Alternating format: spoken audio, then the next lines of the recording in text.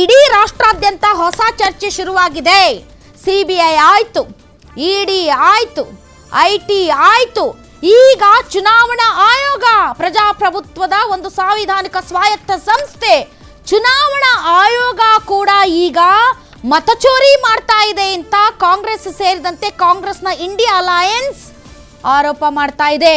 ಅದರಲ್ಲೂ ರಾಹುಲ್ ಗಾಂಧಿ ಅವರು ಕರ್ನಾಟಕದಲ್ಲಿ ಒಂದು ಕಾನ್ಸ್ಟಿಟ್ಯೂಯೆನ್ಸಿಯಲ್ಲಿ ನಾನು ಕೊಡ್ತೀನಿ ನಿಮಗೆ 100ಗೆ 100% ದಾಖಲೆ, ಅಲ್ಲಿ ಮತಚೋರಿ ಆಗಿದೆ, ಮತಗಳನ್ನು ಕದಿಯಲಾಗಿದೆ, ಆ ಮೂಲಕ ಆ ಒಂದು ಕ್ಷೇತ್ರದಲ್ಲಿ ಮತಗಳಿಂದಾಗಿ ಫುಲ್ ಫಲಿತಾಂಶನೇ ಅದಲು ಬದಲಾಗಿದೆ ಅಂತ ಈಗ ಚುನಾವಣಾ ಆಯೋಗದ ಮೇಲೆ ಪ್ರಶ್ನೆ ಹೇಳ್ತಾ ಇದೆ. ಚುನಾವಣಾ ಆಯೋಗ ನಿಜಕ್ಕೂ ತನ್ನ ಕ್ರೆಡಿಬಿಲಿಟಿ ಉಳಿಸಿಕೊಂಡಿಲ್ಲ. ನೀವು ಚುನಾವಣಾ ಆಯೋಗದ ಅಧಿಕಾರಿಗಳು ಏನಾದರೂ ನಾಟಕ ಆಡಿದ್ರೆ ನಾನು ಸುಮ್ಮನೆ ಬಿಡಲ್ಲ ಅಂತ ರಾಹುಲ್ ಗಾಂಧಿ ಓಪನ್ ಚಾಲೆಂಜ್ ಕೊಟ್ಟಿದ್ದಾರೆ.